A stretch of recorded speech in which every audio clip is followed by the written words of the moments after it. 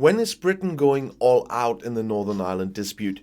Hardly a day goes by on which Brexit Minister David Frost does not threaten the EU with an escalation.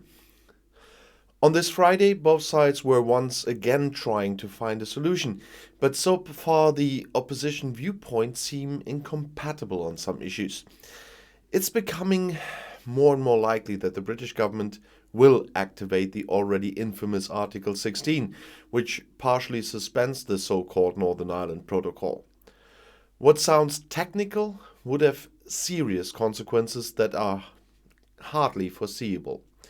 In the worst case, it could mean that the Brexit agreement between the EU and the United Kingdom, which had been painstakingly negotiated for years, would be repealed. Not even a year after it came into force. A trade conflict between the close allies could then hardly be averted, and no one would prefer to imagine the consequences for the peace process on the Irish island. But let's do it step by step. The protocol, negotiated by Minister Frost and approved by the incumbent Prime Minister Boris Johnson, is intended to prevent a hard Brexit border between Northern Ireland and the EU member Ireland. Otherwise, it is feared, the violence in the former civil war region could reignite.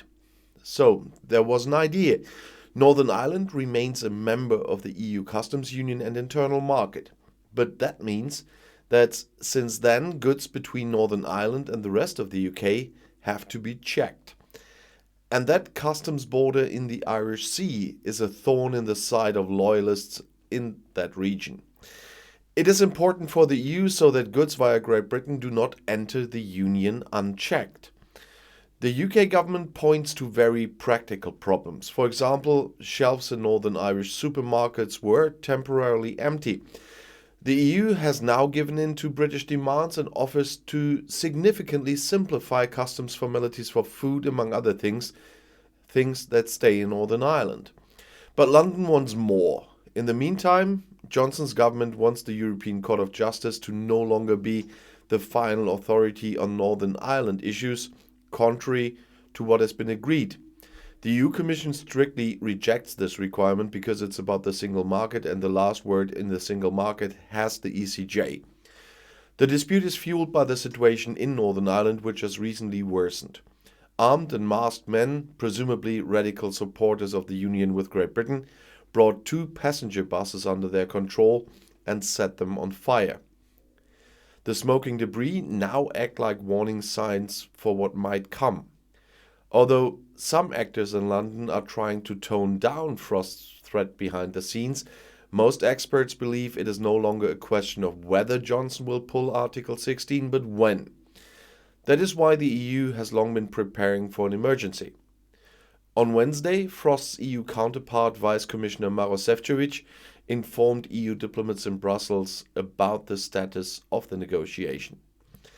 As participants reported afterwards, concrete countermeasures had not yet been discussed. An EU diplomat told the German press agency that there was agreement that such an arbitrary and unjustified move by the UK will result in a clear European response. What exactly this clear European answer will look like is not yet known. In addition, the Northern Ireland Protocol does not provide for any concrete measures either. It only speaks of protective measures should the agreement result in serious social, economic or ecological difficulties. So it's not yet clear what exactly it means should London trigger Article 16. But even if Britain were to partially suspend the agreement, this would not mean immediate changes. Annex 7 of the protocol provides for deadlines. Accordingly, no action may be taken for a month after Article 16 has been triggered, unless both sides agree.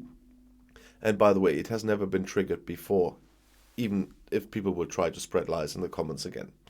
As a possible reaction to measures from London, there is speculation in Brussels that the EU could at least partially suspend the Brexit trade agreement. But deadlines would also be provided there. These ranges from 30 days to 12 months. And just one side note, please don't mind my voice in today's videos. Carnival has started in Germany again, and it's so great that it's back on the schedule. I'll see you in my next video. Bis gleich.